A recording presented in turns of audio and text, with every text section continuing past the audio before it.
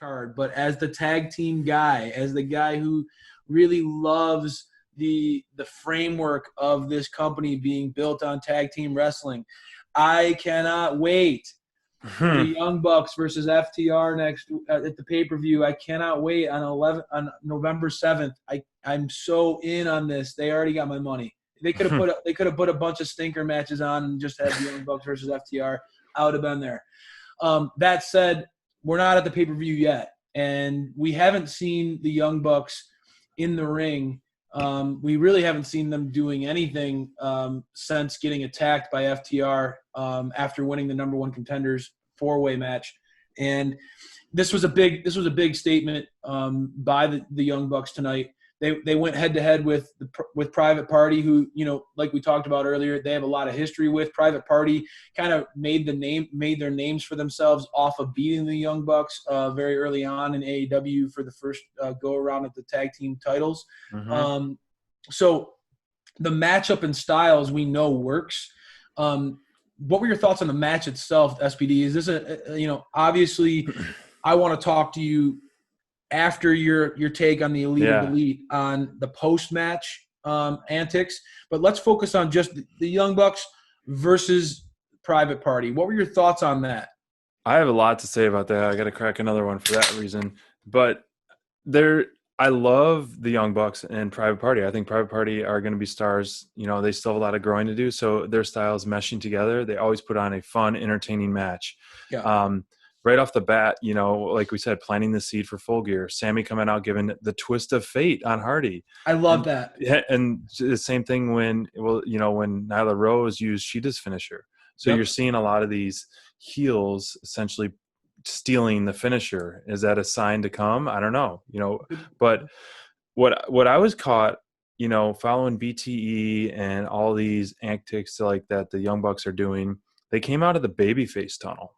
So if you noticed on BTE a week or two ago, they're like, what tunnel do we come out of? What tunnel?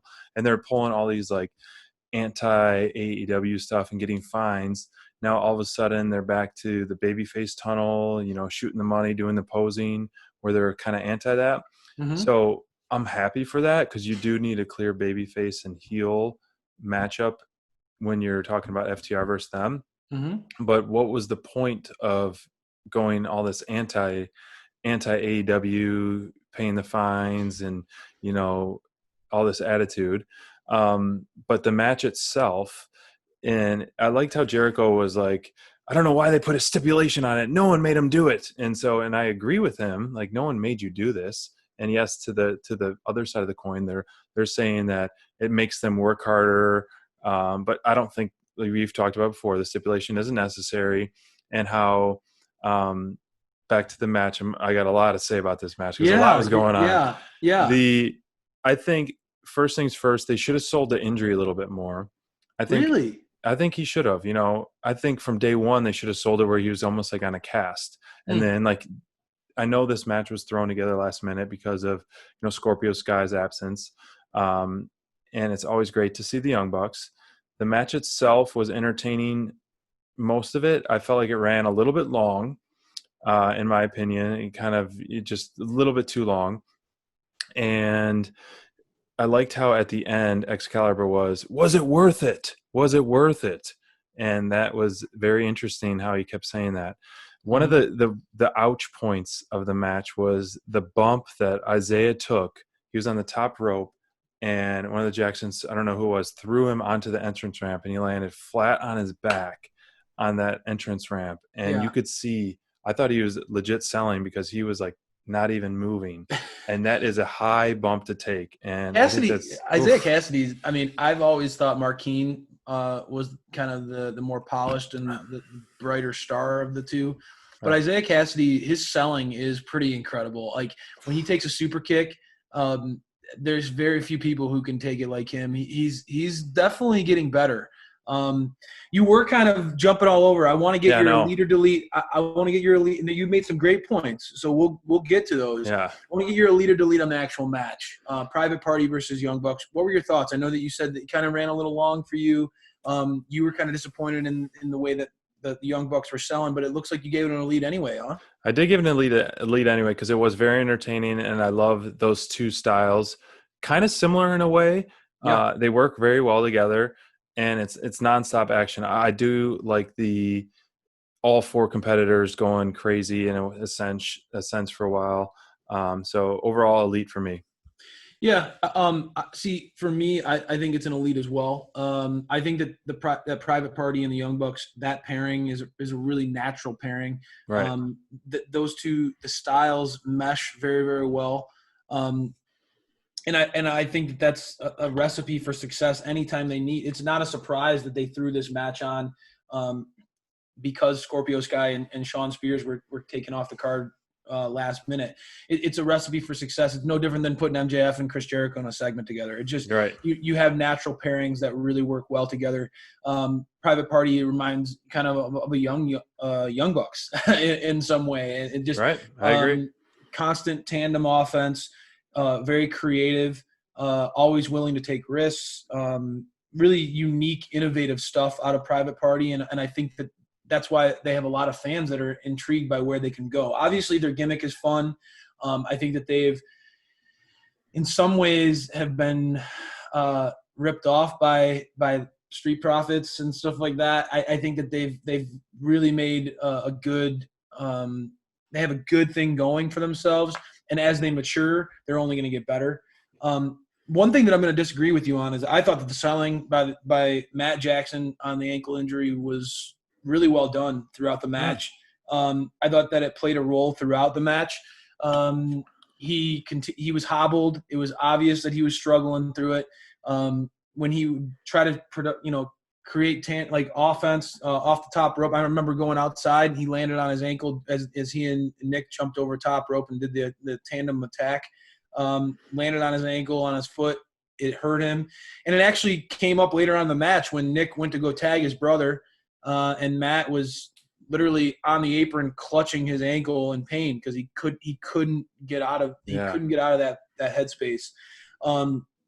It clearly slowed him throughout the match, and that was what I wanted to see. Right, I wanted to see, especially against a team that was going to push the pace like Private Party, how the Young Bucks were going to respond, because the critics of the Young Bucks out there, they call them spot monkeys. They talk about how they don't have psychology in their matches.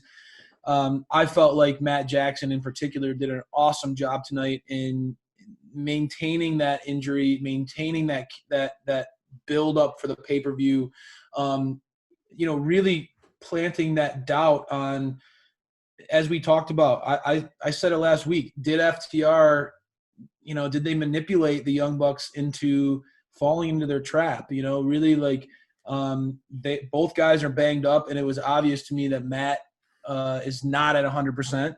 Right. And going against the best team in the world, that's going to be interesting. It will. So that said, all right, we got that out of the way. I think that you did talk about the heel and face really dilemma within the Young Bucks, and I think that was only amplified at the end of the match. Obviously, the post-match beatdown, as soon as the Young Bucks got the victory, my boys at FTR took as they should have, right? I mean, any good bad guy champions would do the same thing. They don't want to go into this weekend's pay-per-view with any sort of doubt in their mind. They're going at it. They don't care whatever it takes to win. They're going to do it. They went to attack the Young Bucks again, cheap shots, and they really looked like they were going to put Matt on the shelf for quite a long time. And then the Young Bucks were saved by a surprise tandem. It was shocking to me to see Hangman Page and then Kenny Omega come out. And I think that, talking about, like you mentioned, the heel and face conflict, that the good versus, the bad versus good, that dilemma within them, I think that we see that same thing being played out with Kenny.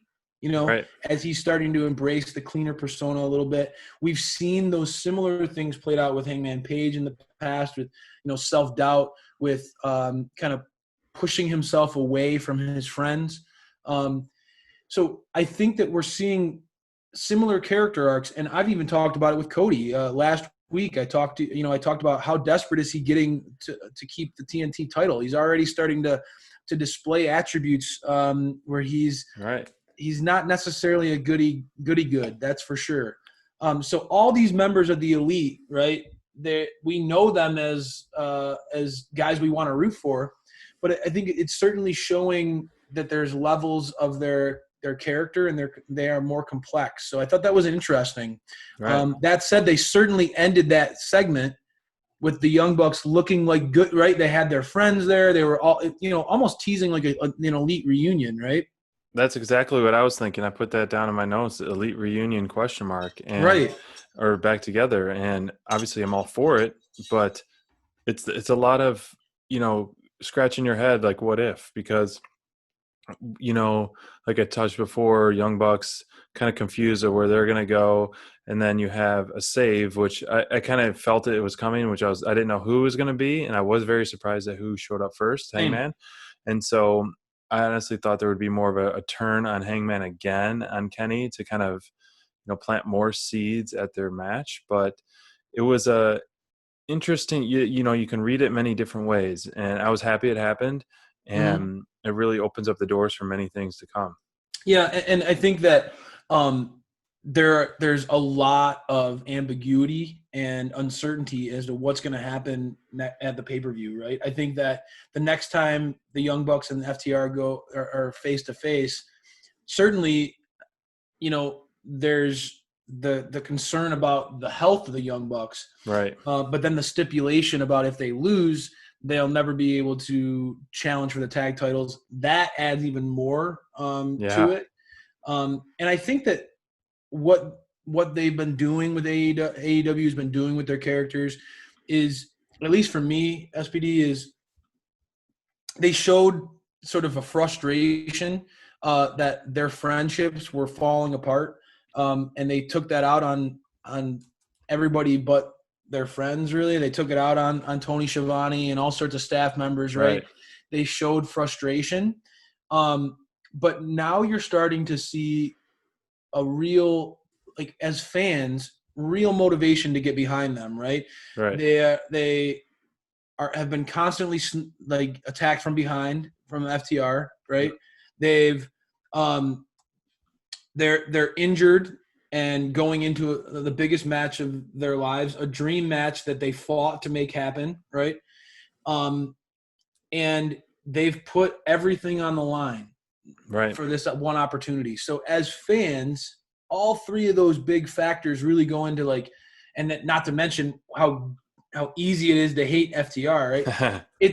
They've done a nice job. I know that the Young Bucks were sort of going into the tweener characteristics for quite some time, but I really think that in recent weeks they've really been trying to correct that path and kind of make it known that, all right, the Young Bucks are the good guys in this scenario, and we as